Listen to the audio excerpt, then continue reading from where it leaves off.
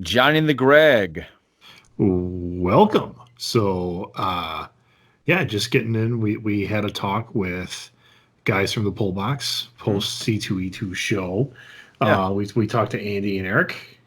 I thought it went well. I mean, it was the first time we had. It was the first time we really had anybody on through the Skype format. So it took a little bit of getting there. It did, but we got there. We got there. Yeah. It was good. For Andy and Eric, thanks for hanging on while we worked on the technical difficulties. Yeah. I had a lot of fun. Like I said in the podcast, to me, this was more of a step back and learn from you guys in terms of how you see a convention. Yeah. So it is a different. Going as a fan to a convention, I mean, you're just there and you're just taking it all in.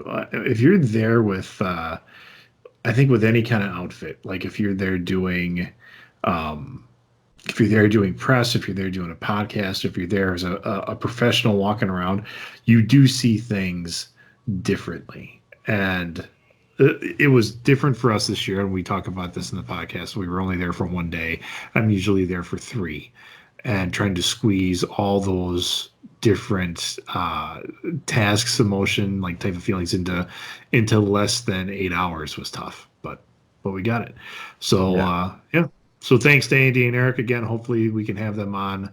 I know we're all going down to Gen Con in the middle of summer, so maybe we'll do another post show, which will be educational for you because you're not coming. So yeah, definitely. So that's it. Everybody, this is Johnny and TheGreg with the Pullbox. Roll it. Welcome to the party.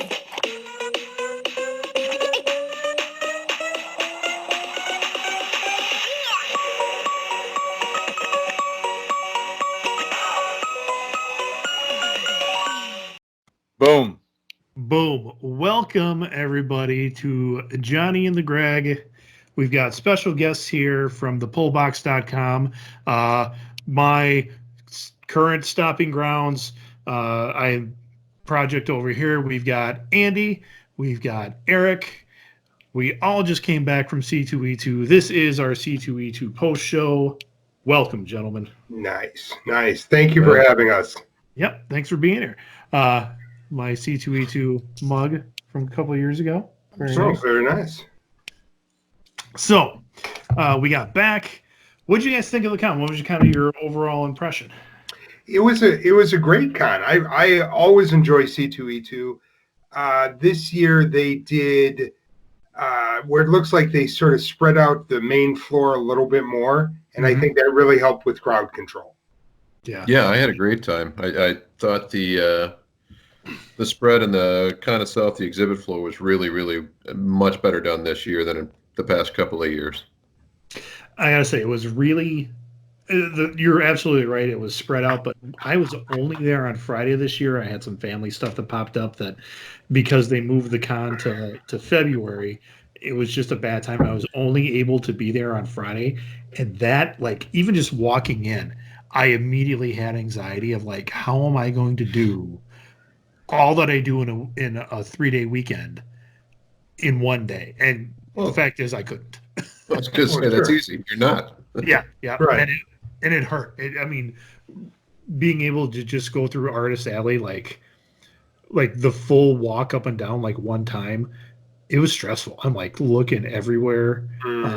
Being able to, I'm looking for like my favorite vendors that I try to hit up each year, and it's like, oh, I didn't find them on my first pass through. Did they move? Did they not show up this year? And it was just tough. But so overall, I mean, what kind of Artist Alley, exhibitors, what did you guys see that stuck out at you?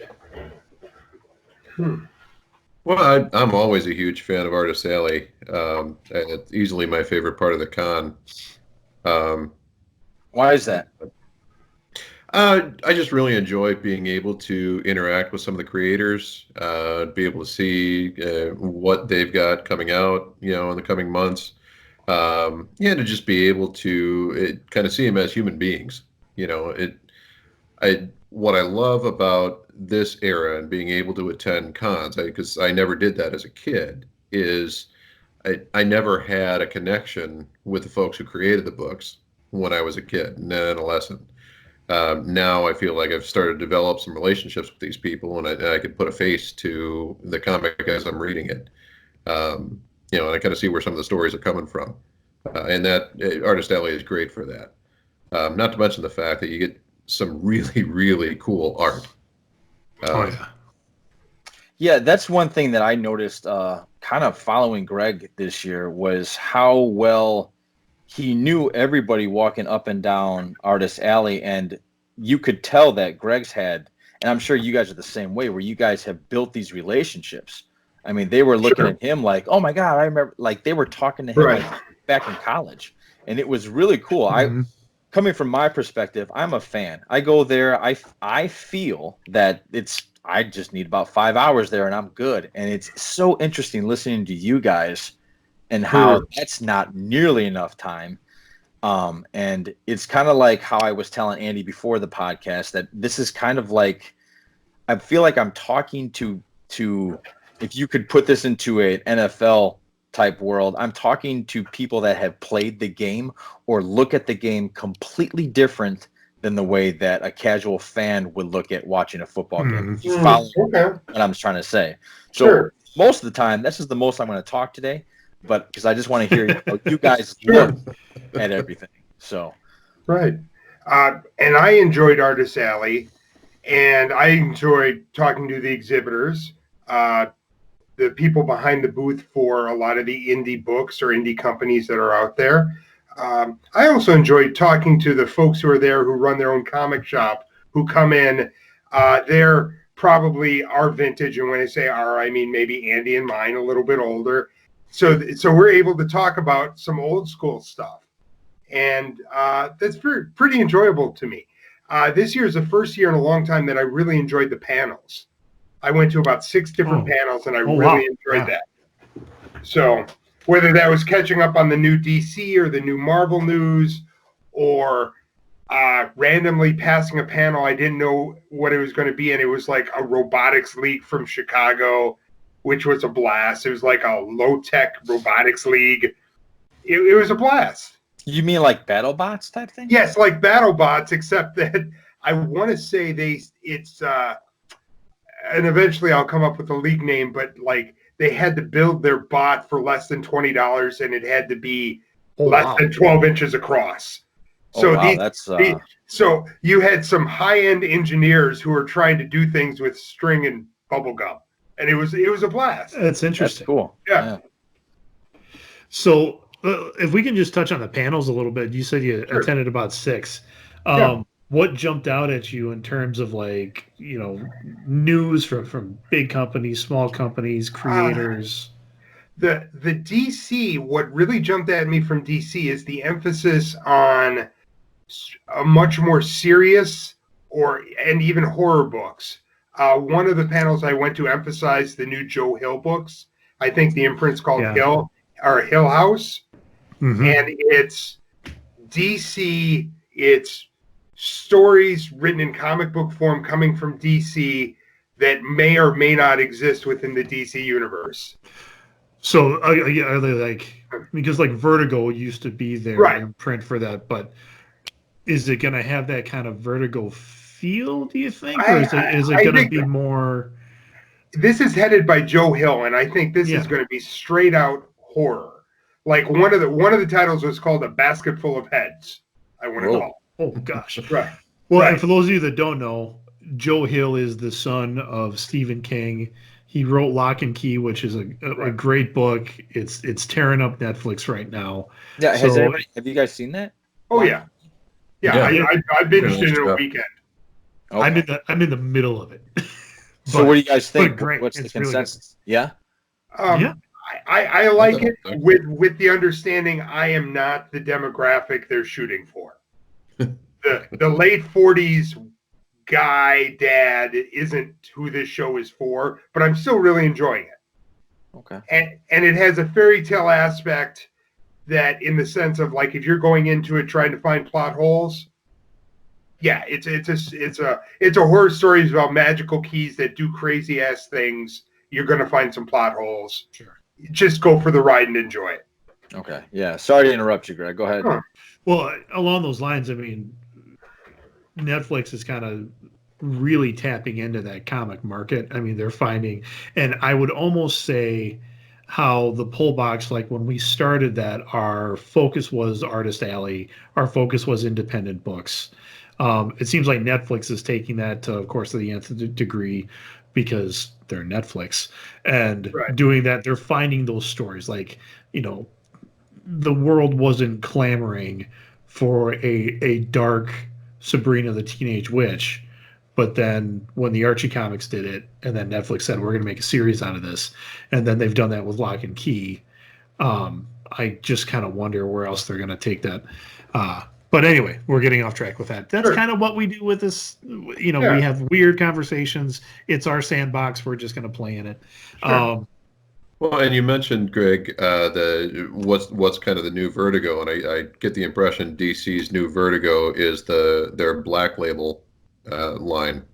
I was going to ask about that because I did not make it to this panel. So what is the Black Label? That wasn't at this particular panel, but I know Andy's a huge fan of it. Surprisingly, yeah, I've never been a DC guy, but Paul from the Pullbox has convinced me to read a couple of their products. Harleen, which is by Stefan Sajic. Kind of a reinterpretation of Harley Quinn. Yep. And it really examines kind of the subversive relationship of Joker and Harley Quinn, with her coming in as a kind of a research psychiatrist at Arkham Asylum. And it's an extraordinary book. They just finished the first arc. I think the trade came out last month, and that one's extraordinary. I believe the Sean Gordon Murphy, the White Knight, that's on the Black. Oh yeah, I thoroughly enjoyed that arc as well. And again, this is as a person who didn't grow up with DC, never really got into Batman. I know. I apologize. Well, it's interesting. Love you the Dark said Knight movies. it's interesting you said because I haven't looked at DC. So like when New 52 came out, and now that's been how many years ago is that? Is that 10 years ago now? Maybe. Are we there yet? I don't know. No, I don't know if it's quite 10 years, but when New 52 came out, I called it. And I was a huge DC guy. I have runs. I've got a huge run of Superman going back to like when I started hardcore collecting in the early to mid 90s.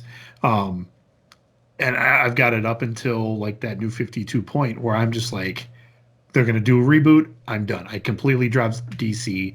I dipped my toes back in a little bit with the Shazam book. Dropped that too because they were so late on it. But this Black Label thing sounds interesting. And Andy, I really loved your review of Harleen, especially coming from your background professionally. It was cool to see that. It was cool to see that they're taking that angle on it. Well, had you known where Harleen came from? In terms of like, just I knew that she was a therapist at Arkham that was, I don't want to say turned to the dark side. I don't know if that quite hits it, but kind of seduced by the Joker. I knew that from the animated series. The animated series origin. Yeah, that's what is that not? Is that from? Though, it's actually Stefan Sajic's Twitter feed. He would do. He's the artist and writer of the book. He would post like a panel or two every week or 2 or 3, just whenever he did one, and did that over the course of a couple of years. Really? And there was enough fan interest in it that eventually DC picked it up and said, "Here, make this a book." Because Paul from the Pullbox would keep telling me about it every month or two for like the last 3 or 4 years, till finally they announced it. Last year or the year before? Wait, just hang on. I want to go back here. So Harley Quinn's origin from the animated series is different than the comic book? I don't read a lot of Harley Quinn, so I don't know. I have read no Harley Quinn up until that book. I think it's almost. I mean, the animated series, which is phenomenal, and we all love it.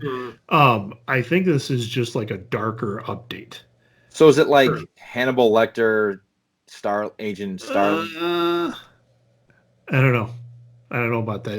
My Like suggestion, if she chose to go that way. I don't know. You'd have to. We'll have to look it up. We'll have to do a little bit of research and read it. I might pick it up. Yeah, I don't know. Sounds good. So, any other panels? Anything jump out at you guys from the Marvel panel, or? And I've been a Marvel fan forever. Like that's always been from way back when I started collecting when I was 12. I've been a huge Marvel zombie, and I hate to say it, but a lot of it is same old, same old. Like I don't know. We've got the new Empire crossover event that's coming, and I think it's an interesting piece. And I think once again, it's Marvel's making a good attempt to kind of look at the world through new eyes, and this idea of, if you go back to the Kree Skrull War of the 80s, and now we're seeing that 3 generations later through the eyes of refugees who saw the invading Avengers as bad guys. And I'm like, that's super interesting, but I also don't want to buy 43 issues that all tie it in together, and I don't get the whole, right? I'm collecting Fantastic Four, which is FF and Avengers are at the heart of this storyline, and I'm interested. I'm a little bit fearful that I will get part 1, part 8, part 14, and part 33 of a story. Right. I guess when it comes down to like the Marvel and DC both, and I'm trying to think. I do get Thor because Thor was very, like, the Thor book was separated from a lot of the Marvel universe for a while. So I'm still getting that. But that is the only comic of the big 2 that I even purchase anymore. For that very reason, Eric. I mean, where they're doing these giant crossovers with 40-something issues, and I'm not going to buy, because when I did, I'm buying a book that I don't usually get. So I'm buying like Ghost Rider because it's supposed to be a tie-in, and it's really not a tie-in. I mean, it's like it's mentioned, and I hate to say it, but and most comic buyers I know are on a budget, and if they're paying $4 a book, that's just not going to fly.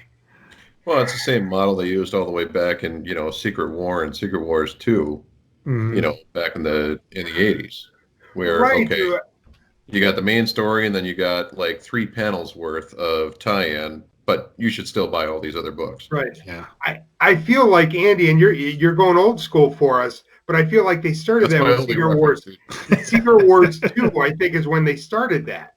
Secret Wars itself, like a lot, like it was almost, you remember when DC did the 1 year later, where you where everything changed, and you got this, but then you got this other story that happened in between? That was sort of like Secret Wars. I was reading Fantastic Four, and all of a sudden things gone and She-Hulk's here, and you had to get the 12-issue miniseries to figure out what happened, but the story kept going. And then it was at like Secret Wars 2 where you had the corner banners and you had to pick them all up, but really, like, some of the issues, it was just 1 or 2 pages. It was nonsense. So do you think if you were lucky enough to be a Spider-Man fan, you could pick it up and all of a sudden he's wearing a whole different uniform? Well, you could, right? Same deal. And it's alive. And it's alive, yes. Johnny, what did you say? Do you guys feel that that's it? I mean, you came away from the Marvel going ho hum, what's new? Right. Do you feel like that's hurting the comic industry? I think there's a lot going on in the industry, and you have people my age who think it's ho hum. There might have been 17, 18, 19-year-olds in there who were starstruck and amazed by these things because this is their first round through. Is it though, or are they all coming from the MCU now? Or I mean, it could be their second time through, but it's pretty cool. I mean, Greg asked, "What's our favorite part?"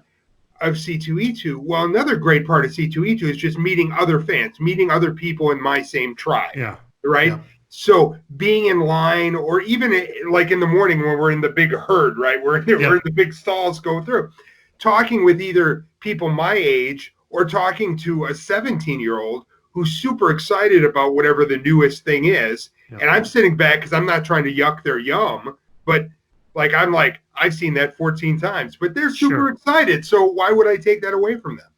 And it's weird because John and I had almost the exact same experience. Right in front of us was a 15-year-old girl. She drove up from Kentucky. So they made a family trip up to C2E2. She was giddy, would be the best word. I mean, she was pretty calm, but as soon as like the one line started to move and they're getting everybody pumped up and she's just like vibrating, ready to go.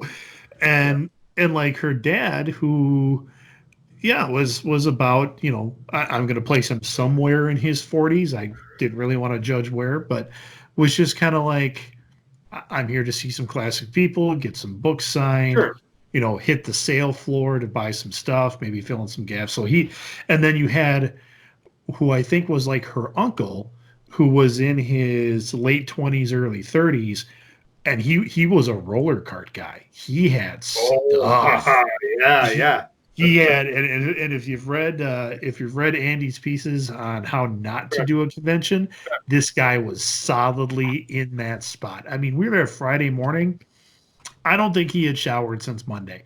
So I mean, just kind of in that con life, ready to do it. Had like a microwave burrito in his backpack, and I'm like, go get him, dude. Yeah. What's let me go back to what is a roller cart guy for those of us that are just not in depth in that terminology. So like for instance, Mike Grell was at the con, who's an old school creator, Green Arrow, Warlord, some really great old school pieces. Right. Well, I had brought to the con 10 books I wanted him to sign. When my hotel room, I tweezed that down to 2 or 3, where I said, these are the ones I want him to sign. Okay. Sometimes people bring everything they own that the creator did, literally hundreds and hundreds of books for a single creator to sign. Oh, and they Yes. can't carry them around, so they put their long boxes on roller carts, and they're trailing these things through like they're carrying luggage for 5 people to the airport. I've seen everything from like it's like a luggage cart with bungee cords around a long box to one guy full on bringing a giant rolling cooler, and in the cooler he had stacked up all of his books. So do they sign all those books? Depends on the creator. Yeah. I was talking to Terry Moore, who is just an outstanding independent creator. Absolutely. Writes some phenomenal stuff. But he had a woman this con who showed up with 3 suitcases full of every single book he has ever participated in. As an artist, as a writer, you name it, over 300 books. He signed every single one and didn't charge her a penny. You're kidding. Wow. Good for him. Holy I felt smokes. bad having him sign all of Motor Girl, which is, 10 books. Yeah. Wow. Wow. So there are people that will bring in just everything they have. Well, but John, what you saw, I mean, one of the first signings and one of the people I really wanted to hit up, and I think I'm going to say her name wrong, was Mikura Adolfo. Okay, I remember this. She's done a natural. She's got a new book called Mercy that premieres. It's premiered today, actually, and I picked up an early copy at the con. It's phenomenal. It's already selling out all over the place. It's a cool book. But she's an Italian artist. I was very happy to see that she didn't cancel with all the different health scares around the world. But she made it there, and she's in one of those spots. They had the orange banners on, like they took up like 2 or 3 rows. It's like an organization, and they just help rep people at the conventions. And she didn't have anybody else around her. There was one guy kind of lounging back in a seat, but wasn't looking official. I walked up and said, "Is she signing?" He said, "Absolutely, come on in." I picked up 3 of her trades. I picked up the new Mercy book. I pulled out like 6 issues of Unnatural that I was able to snag about a year ago, and John was helping me take them out of the poly bags. I put them in front of her. She just starts signing, and I had, like I said, I had 5 books plus the ones I was purchasing.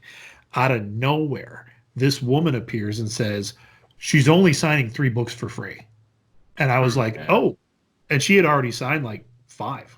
Yeah. And I was like, oh, I didn't know what was going on. But Makira, she had asked me before, she's like, are you getting these graded? And I said, no, these are just for me. They're mine. Right. And she was like, no problem. And so then when that woman came over and said only 3 for free, she was like, no, he's good. He's fine. Right. And So I'm just going to started stop you there for 1 second. I want for some of our listeners or viewers, I know you guys have educated me on this, but what is grading a comic book? What is that about? Like what is grading? There's a couple of different companies that will. There's CGC, there's CBCS, and was it PSX or I can't remember the name of it. Sounds right. Yeah, you submit your comic to them, you pay them, and they will professionally grade your comic, typically on a scale of 1 to 10, and then they'll encapsulate the comic in a plastic slab, so that once the grade is entered, you can't touch the comic, you can't open the comic, you can't further harm the comic and affect the grade. So basically, it's sealed. Theoretically, in Yeah. a way, kind of controlling for grade and value. Okay. It's a 1 out of 10 system. The higher you are, closer to 10, the better shape your comic is in, and the more money you can get for it on an aftermarket. So is there any point to, if they give you a grade of, oh, this one's a 5, is there any point in even some? Yeah. Our local comic shop. Yeah. Depends on what the issue is too. If it's a much older issue, prior to the 80s, comics were made differently. They weren't meant to hold up. They were meant they were created with different materials. So, if someone comes and says they have a 1953 issue of something and it's in a 9.5 condition, we can all call bullshit because that doesn't exist. Because the old newsprint, it wasn't designed, nor did the comic book culture at the time. Like today, we go buy our books, we read them once, we put them in a bag. If it's going to be something super special, we might buy 2, one that we seal up and never open, then one that we read. Back in the day, no one ever, even back in the early 80s, no one thought about that sort of thing. Right. So one of the local comic shops here, Cowabunga Comics in Oconomowoc, they have, I want to say it's a 4.8 of the first appearance of the Fantastic Four. Is that Amazing? No. Which one's that, Eric? I know you're a big fan. The first appearance? I think it was FF number 1. Yeah, Okay, that's so FF number 1. You're thinking Spider-Man. Oh, yeah. Well, Amazing it's Fantastic Four is what I'm pretty sure that's what they have. But it's like at a 4.5, but it's still selling for $600. Oh, okay. So it depends So just because the rarity of it. There's a lot of variables. Sure. Right. Yeah. Okay.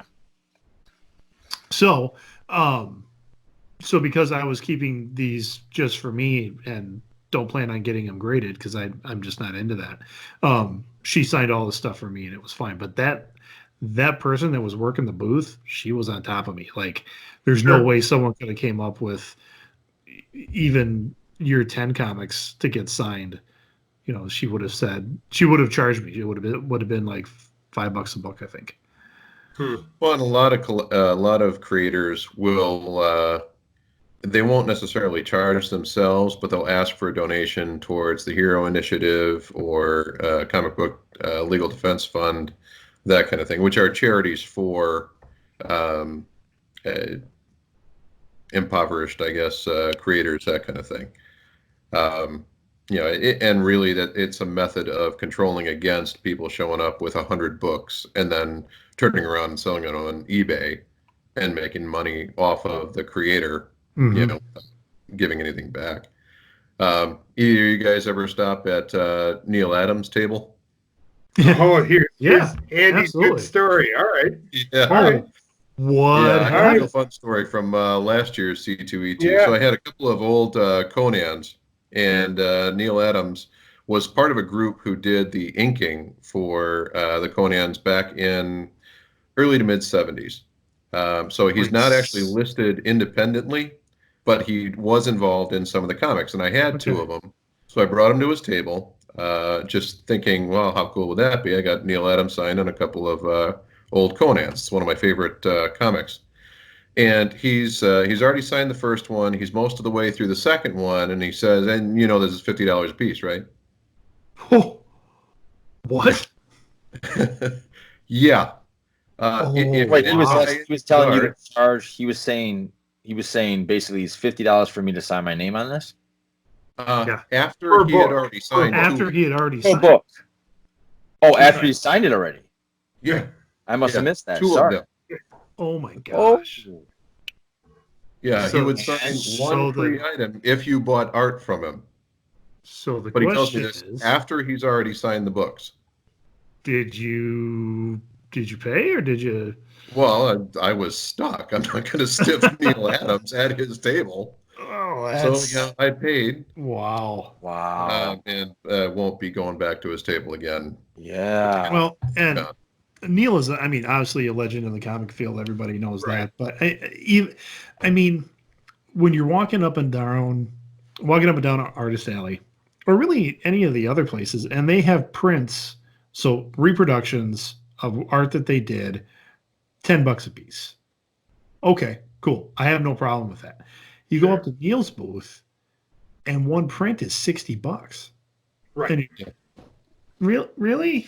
I Does mean- somebody like Neil Adams, are they like, do they need money? I know everybody needs money. Nobody's going to say no to money. And I guess if people are going to pay for those prints at that rate, why wouldn't you charge it? But my question, I guess, is does somebody like a legend like Neil Adams, and for people who don't know who Neil Adams is, look at any, quote me if I'm wrong, guys, any Batman in the 1980s.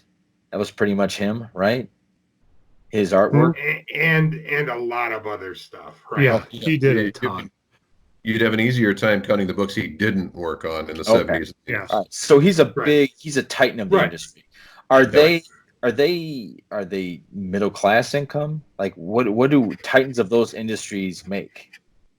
Like what's their lifestyle? Like, so I'm saying, is he paying for a Ferrari, or is he just I don't know. trying to pad up his retirement?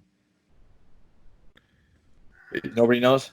I really don't. I wouldn't want to venture a guess, but from our artist friends who sort of run in those same circles, and I don't want to name names, these people do live a little celebrity lifestyle. Okay, I mean, would think you would. like any other industry, there are some people who can like thread the needle and some people who didn't. There are lots of amazing creators and artists who have created the comic landscape that we have all enjoyed. There are those who have sort of jumped on the coattails of, the con and becoming the rock star and becoming the legend and having the big booth and charging $50 an autograph and running the gambit, and keeps doing it because the demand and supply are there. Okay, Meanwhile, there are other folks who, Andy brought up the Hero Initiative. That's a charity for comic book creators who created everyone who we know, or a lot of our characters that we know, before comic book artists and writers were rock stars. And like a couple years ago, and I forget his name, and I'm a horrible comic book geek because I forget his name. But the guy who created Green Lantern, Yep. And they were basically, he was signing, and I want to say it was his brother-in-law, because I talked to him, it was his handler, who was like, hey, this guy's trying to pay rent. He's retired. He created Green Lantern. And that was at a time when the Green Lantern movie had just hit. Remember that Ryan Reynolds excellent piece of cinema? But like this guy, because it was before that time, he was seeing none of that. He saw nothing. he got nothing from DC about that. And I'm not trying to villainize DC or Marvel, but when That you was talk, the you know, industry. but that was the industry.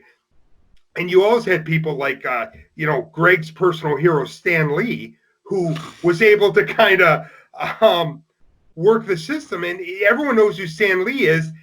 Yes, Stan Lee was a good creator, but Stan Lee was a much better marketer than he ever was a creator. That's why we all know Stan Lee. Mm-hmm.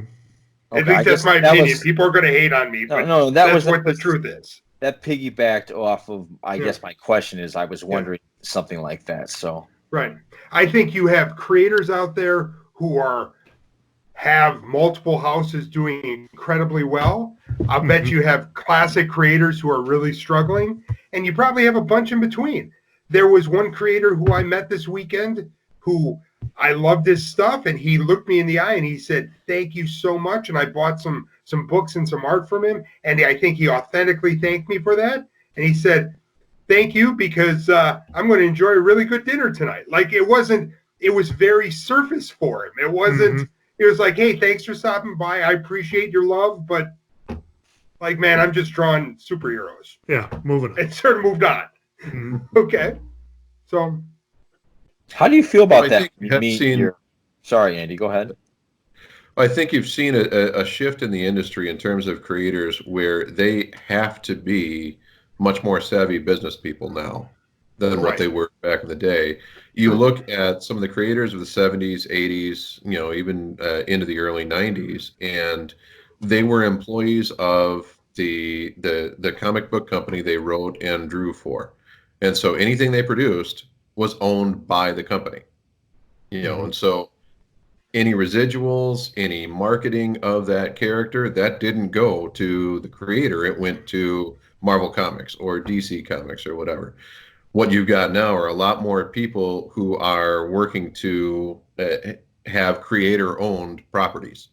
You know, so you've got guys like Terry Moore and, you know, and even Neil Gaiman at this point. Anytime he produces something, it's under his name, not DC Comics anymore.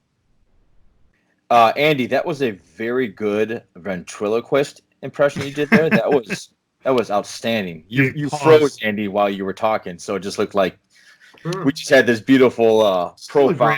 Still a great answer. It was a great answer. So, I guess going back to Eric, when you meet somebody that you're a big fan of and they come after you sour, or even Andy, your experience with Neil Adams, and it sours your experience.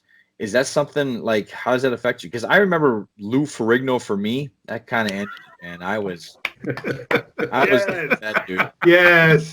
Yeah. Yes, we had our collection of Lou Ferrigno pictures eating Subway sandwiches. It was good. I think the next time I walked up to him, I deliberately asked him, "What's Kevin James like?" Just to piss him off. You know, it was fantastic. I'm not sure it sours my experience.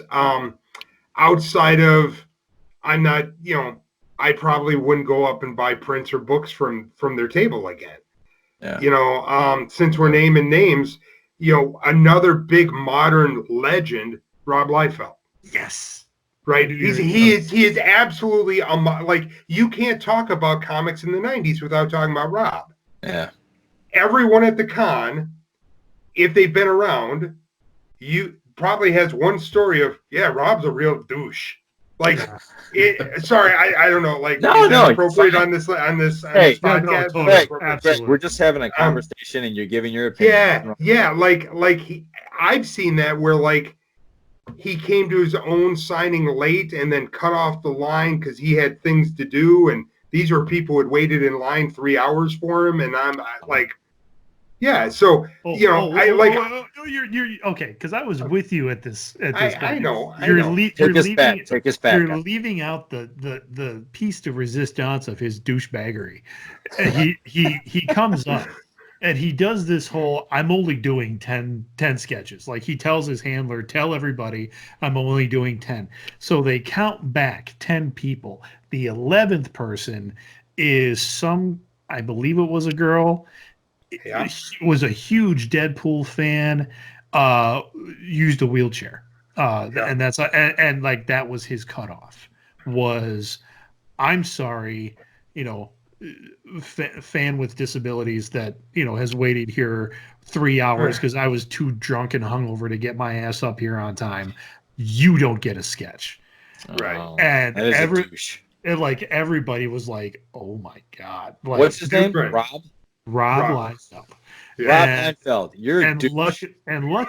luckily, his people, like whoever was there, like handling him, kind of went, we can't do Right. that. I don't know, we can't. They looked at it, they're like, we'll make sure you get whatever it is you need. But that was like people were leaving the line at that point, Right. and Right. I'm still shocked. It wasn't he wasn't there this year, but I think it was last year. Right. He was there. He was there with like IDW or something like that doing signings. People are still lining up to get stuff signed by him, and it just blows my mind. Sure. Yeah. Wow. Well, those Now, are people who haven't experienced that. Yeah. For every Yeah. story of whether it's Neil Adams or Rob Liefeld or whatever, there's at least 50 or 100 great stories. I mean, Sure. in line for Gail Simone is an incredibly popular writer right now. She's done well. She started with The Simpsons, Everything. Bad Girl. She's written Red Sonja, you name it, and she would sit and talk with every single person in line for 5-10 minutes. Right. Made it very personal. She would sign as many books as you wanted her to sign for absolutely free, and she is probably a more representative sample of a lot of the creators that I've met than Rob Liefeld. Sure. There's certainly guys like that, but the vast majority of them are really appreciative. Most of them come to the con in order to just be able to interact with the fans, which I think is really cool. Yeah, absolutely. I don't know that you find that in any other industry. No. Well, maybe a stand-up comedian, but it depends on how big your arena is. But I know that they're genuinely happy to see you after they're done with their show. Sure. Sure. Well, and I think any creator who's appreciating their fans would be. Yeah. To piggyback off that, Andy, another piece that's enjoyable about a con is like, yes, we're all part of the same tribe, but there's a lot of different types of people there. There are people there to see celebrities. There were old school comic fans, young school comic fans. You had a whole bunch of people this weekend who were there strictly to see the Critical Role cast. You had wrestling fans there because there were some wrestling fans or wrestling celebrities there. But there was a mini tattoo. I don't know, Greg, how many were there? 10 tattoo artists going? There was an aisle, right? There was, I believe, six or eight. I think it was 3. All right. So you while they all fall under this umbrella, there were a diversity of types of fans there, and very rarely is there any malcontent. Is there any disruption? There's a lot of please and thank you and pleasantries, and we're all in line together, and we're all in this together. Like, it's a huge, wonderful experience that I enjoy. I agree with you. I think you're I like that you turned it back on, because we were kind of going down a dark tunnel there. I like how you turned it back, that it's a good experience. And you're right. There's a vast number of just different types of taste there, and they all get along. Right. It's actually beautiful if you really think about it at the moment.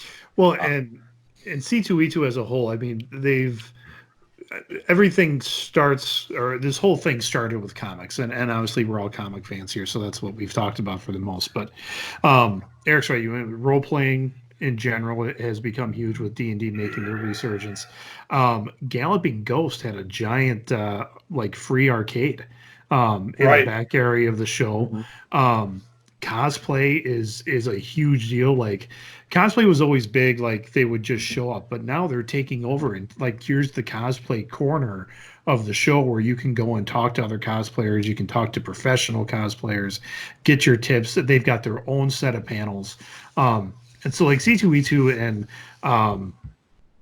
one of the guys, I friended him through social media. His name's Gabe Yoakum. He's one of the main guys for the show floor. Him and his partner, Crystal Landel, I think they just really do a really great job of diversifying the show floor in general. And then also like with the like wrestling, professional wrestling has always been a part of con since I've been going, but it was always like wrestlers that had retired or whatnot that were there to just meet fans and make money. They had a full-on pay-per-view event where C2E2 was like just a big push for that. And I think that's great. I think having those two crossovers, because the fandoms do that Venn diagram crosses over pretty like a lot, I guess is what I'm trying to say. Venn diagram, good math term. I like that. Yeah, thank you. I like that. Well, it was interesting. As I was standing in line a couple of times, I was speaking to some of the assistants for artists throughout Artist Alley. And these are guys who work cons all over the country. The one guy works San Diego Comic-Con every year. He does one in Florida. He does a couple others in California. And he said, and I heard this from a variety of people, that they all thoroughly enjoy C2E2 specifically. One, because it's right in the middle of downtown Chicago, and you've got, Chicago's a destination city. But beyond that, McCormick Place is just such a perfect place for a con because it's so open. You're not stuck, cramming down a hallway to get from one part of the con to another. It's just, it's so well laid out relative to some of the other cons I've been to, and they learn from their mistakes. I remember probably 3 years ago, they had not anticipated how quickly the con would grow.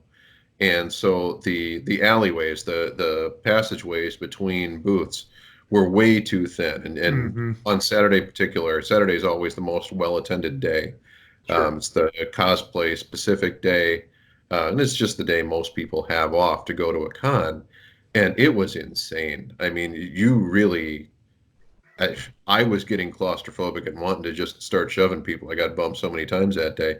The next year, they had already expanded the space. And now this year, they really pushed the con out. There was very little unused space in the convention hall this year relative to past years. And they really have listened well in adjusting to the needs of its clientele. Well, and I think along those lines, especially with the space issue, having so many different fandoms in one space really does make it more of a family affair. So you've got parents that, maybe their kid is still in a stroller. And if they have multiple kids, they got those double wide strollers. And I remember that year you're talking about, and seeing a 4 foot something mom try to corral this stroller around these tight corners was tough. And so, the next year, because Sunday's that family day, it was just a much better experience. Nothing beats being confined like you are that year and then throwing a screaming kid on top of it. Right. So, because we've all met personally, we're all over 6 foot.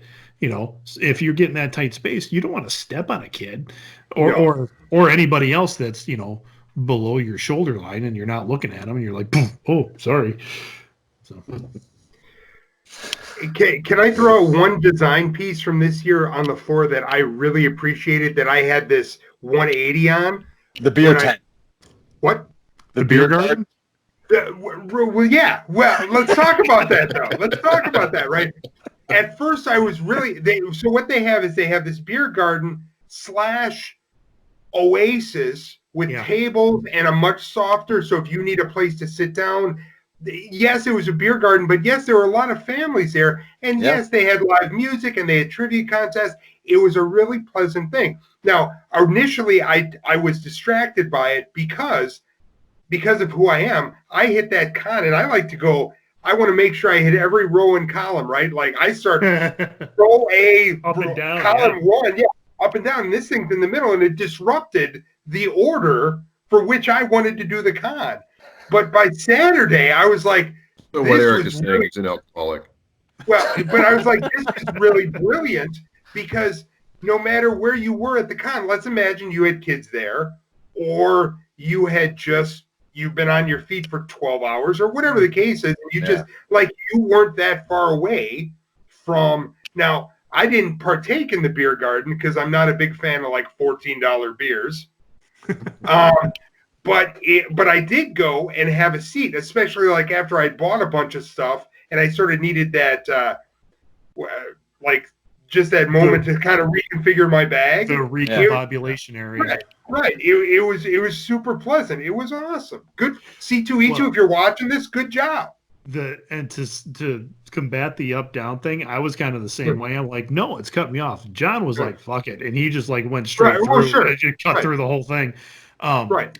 But a thing on that, what my first impression of the beer garden was, well, that whole space used to be occupied by vendors. So were there less vendors there this year? I think there was. Did it seem like there were less? Because like that whole area used to be called, I think, the Block or something like that. You had the Block, and I think they had the edgier kind of artists in there.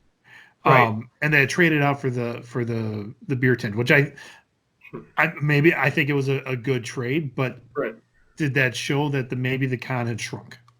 I don't know, because the Block they renamed and sort of moved along, but on the other side there used to be a big stage, and I think they got rid of that. They had an expanded family center where the 501st was, and I think that was awesome. And I want to say Medieval Times was hosting some stuff over there too, and that was good. But I think Artist Alley was bigger this year. It seemed bigger to me. I mean, it took a lot longer to go through the up and down and hitting all those tables. The aisles of Artist Alley were definitely much wider. I think total tables, they were about the same. Mm-hmm. One of the things that my friend Tom and I noticed, we're both like vintage comic collectors, and when we're not in Artist Alley, we tend to gravitate towards all the vintage comic providers. And that was definitely larger this year. Really? We noticed, a lot of quality vendors almost all the way to the end of the exhibit floor. Whereas typically, once you get past about 2/3 of the way down, then you get into, quite frankly, some of the lesser nice, I guess, toy vendors and things like that. Sure. And there were very few of those this year. There was a lot of less of what I would refer to as kind of junk tables this year. There was one vendor that I was not there on Friday. Maybe they came late, but they usually bring in, they're like chests that just close shut, big black chests that they can roll up. They open them up, and it's all graphic and novels and trades. And everything in that booth is 50% off. And I usually see them there every year, and they were gone this year, and I missed them. But I did notice a few more kind of vendors that you wouldn't think would be at a Comic-Con. Some guy was offering me chicken sausage that he was cooking on some kind of hot plate. I saw a couple more makeup vendors, which I get, the makeup vendors I could kind of see. A monster display with a slide. There was a huge monster display. Yeah, I didn't quite get it. With booth babes and like a weird Wild West kind of. I didn't get it at all. Jelly Belly was there. Yeah. And they usually. Eric, you're eating plenty of Jelly Bellies. I saw it. I mean, someone's gonna give me free Jelly Bellies. That's fine, but like, absolutely, I'm not sure. I got all popcorn. If that's get the black booger ones. I'm not sure. Like, what the? I don't know how many people took their pictures with Mr. Jelly Belly. I don't know. Yeah, I understand that some of that. I mean, I remember one year, like LASIK Vision was there, and they were grabbing anybody and everybody. Oh, do you wear contacts? Here, get some free LASIK. I mean, it was all like. Again, I don't know if they have it. I'm sorry to interrupt. I don't know if they have it, but they should have those people that give massages on those little tables that they have in the mall. Well, they should make a killing at that. I've seen that. It might get weird. But I've also seen those guys that sell the tens machines, like the little electric shock, which is supposed to be like a Yeah. massage. They had those there one year, and here, would you like to buy a $80 electric Oh, yeah. shock machine? And you're like, no. Yeah. But I don't know. But if they So had somebody giving like $15 shoulder massages, Yeah. I probably would have stopped at least 8 times over the weekend. Or a foot massage if you really want to get into that. At the that's con, I don't know about that. I'm not going to do it, but if people want to put on some plastic gloves and rub a nerd's feet for 15 minutes, people will pay for that. I'm going to take your word for that. Yeah. Never done it, but Sure. All right. yeah, bringing it back. Actually, real quick, we haven't really discussed. I mean, for people that have watched this podcast religiously, thank you. But for the most part, we don't know what the Pullbox is, and I think what's really cool is how it started. So, you guys want to break that down a little bit, and why don't you plug the Pullbox a little bit, Eric, Greg? Okay. Well, years ago, do you remember the NBC show Heroes? I do. Okay. So they had a fan site there that was.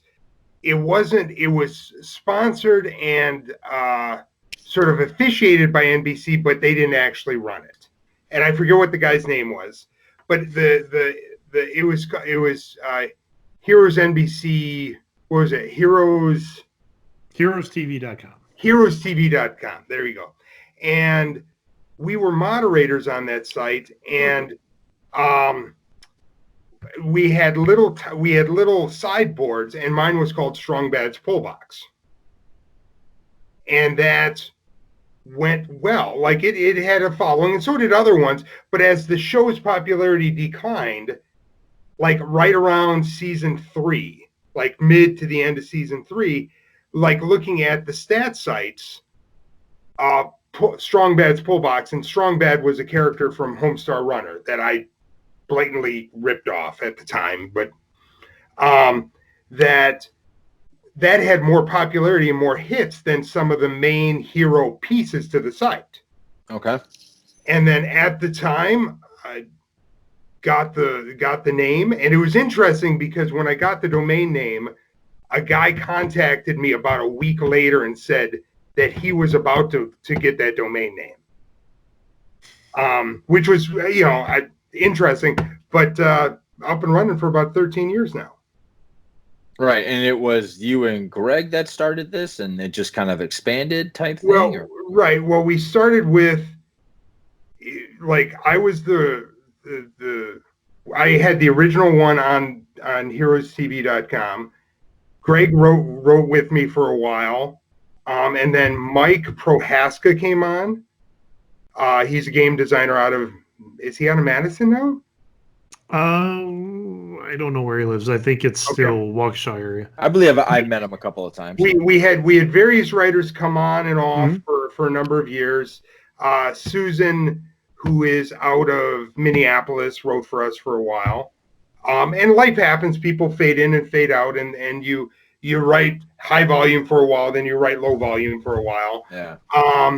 And then maybe, let's see, it was at a Wizard World almost 4 or 5 years ago, and Paul will correct me, but I went in and I saw some high school buddies of mine who I hadn't seen in 15 years, and their friend Paul.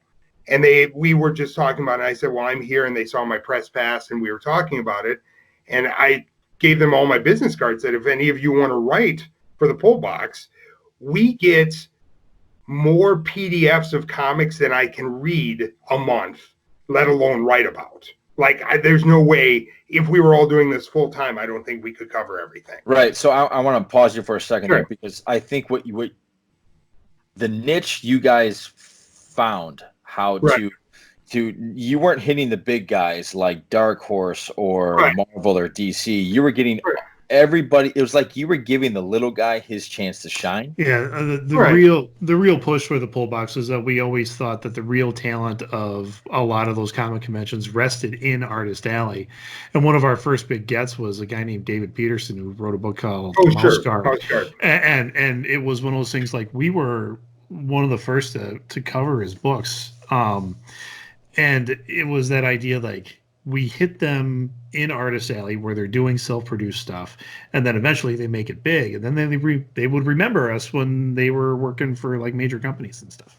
Yeah, I thought that was really cool. So I just wanted to go into a little bit of history of that with you guys. Sure.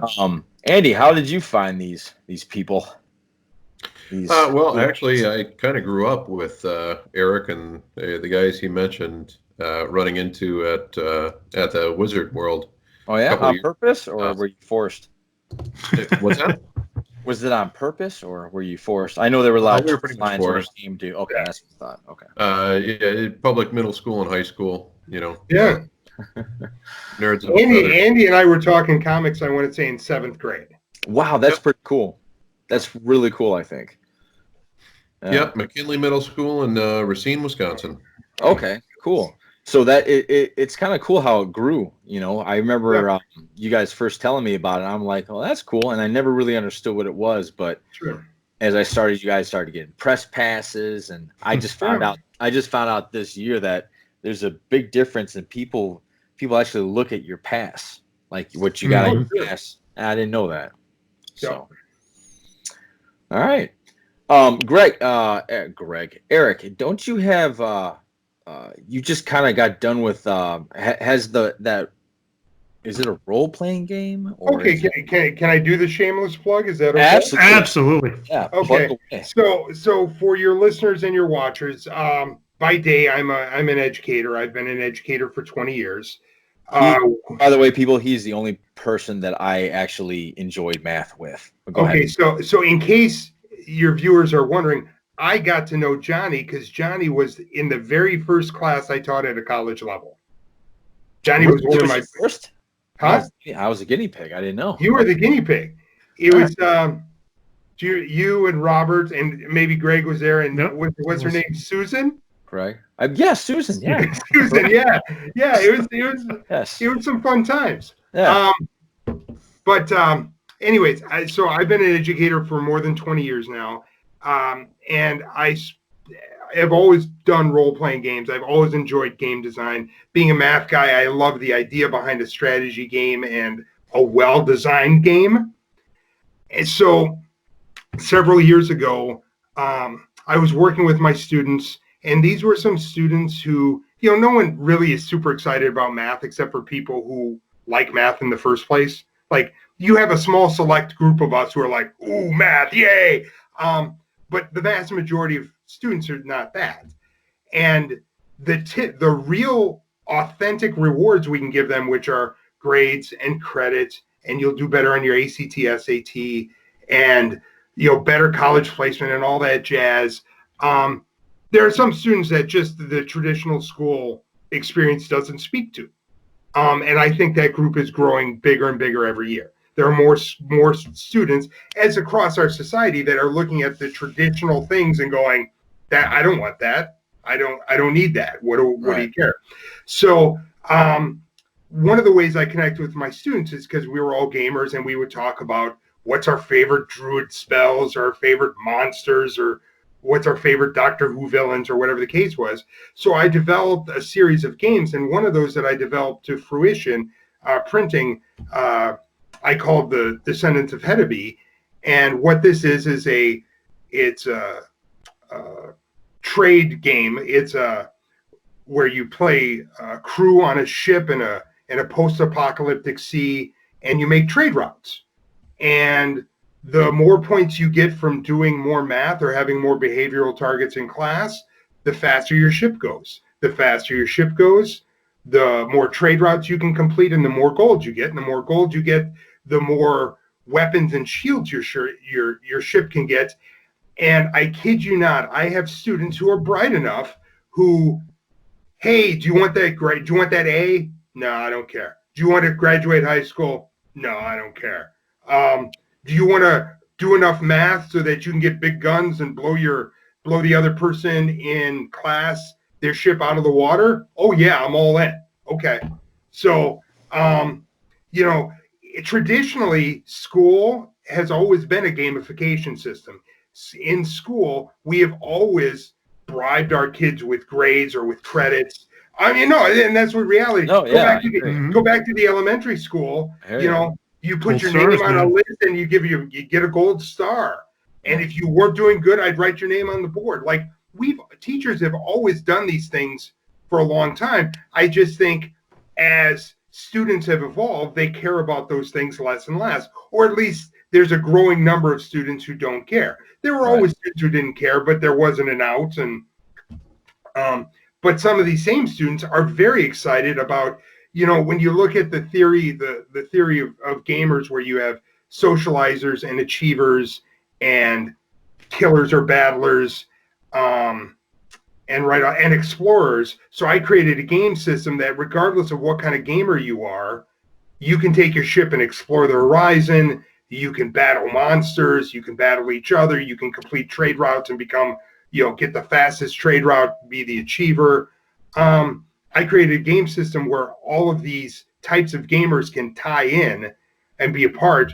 I've seen students who are unmotivated in their English class, but come in and write a 3-page treaty between two ships so that they can work all the details so that I'm not going to attack you and you're not going to attack me. They're fully engaged. Cool. Right. That's cool. So it's kind of like Waterworld meets like what's that game where you're building a civilization from scratch? Right. Very much so. Very much so. Oh, is it called civilization? It is, right. Yeah. And I, with the environment, a student can create whatever it is they want. So I have students who are Terminators. I have students who are cat people. I have students, they create their own little mythology about their character. That's cool. Or about their ship. And yeah, they get into it. Like they're given choice and voice, and they run with it. So that's cool. And this, time. Yeah. So we'll put it in the tag below for those of you that are watching on YouTube, so that you can look more into this. If you go to the pull box up at the top, click on Hedeby, and it's right there. And if you have questions, you have our contact information in your notes, and they can reach out to me. Sounds good. Greg, you got anything? I know we've talked a lot about C2E2. Is there anything else you guys want to bring up? Guess I didn't have much of an agenda.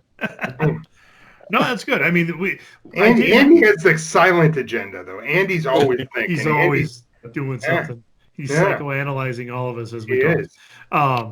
Yeah. There's I thought about talking about the Dan DiDio situation over at DC. I was hoping some news would pop from the con, but they just totally canceled that publishers panel. Right. And not really about. I mean, I had met Dan a couple times. He seemed like a nice guy. Where he was taking DC, I don't think quite jived with what Warner Brothers was looking for, and thus AT&T. There's a lot of, I don't know, just speculation out there. And I guess I don't know if I need to add to the speculation or we don't. I mean, we can all have our theories and stuff like that, but it's kind of already out there. But I am interested to see like where they take it from here on out. Is AT&T going to take more control? Or are they going to let Warner Brothers, just kind of still control that IP, or what's going to happen? What I don't think is going to happen is that people were saying that this could be the death bell for DC in general, and that they're going to shut down comic books. And I don't see that happening. There's just too much intellectual property that gets produced there every month that could be spun up into TV series, movies, video games, whatever. So and while people talk about the month, like the number of books, individual issues bought in every month, like from the newsstand or from your local comic book store, has gone down. Trades are a huge industry right now. Right. Huge. Like in the big picture, this is a growing industry, not a shrinking one. Exactly. Yep. So, cool. We good? All right. Yeah, I think so. Right. We've got an hour and plus in here. So. All right, guys. Some of y'all are tired. We end every podcast with a fact of the day. So hang tight now as I read it to you. Doritos can be made without the powder, and it will taste exactly the same. It was left on because it was decided that the residue left on your fingers was part of the Doritos experience. Yikes. Yeah. So that's a random fact of the day. We always end the show with that. So, guys. Thanks, Andy, Orange Fingers. Yeah. Andy, thank you for joining us. Eric, thank you for joining us. Guys, putting up with our technical difficulties at first. But we got it. We're here. Yeah. Thanks to Greg, we got it up. So when we all go to Gen Con, we can do this again. There you go. All right. Other than that, guys, again, thank you very much for listening. And that's it. Thanks for joining us, guys. All right. See you later.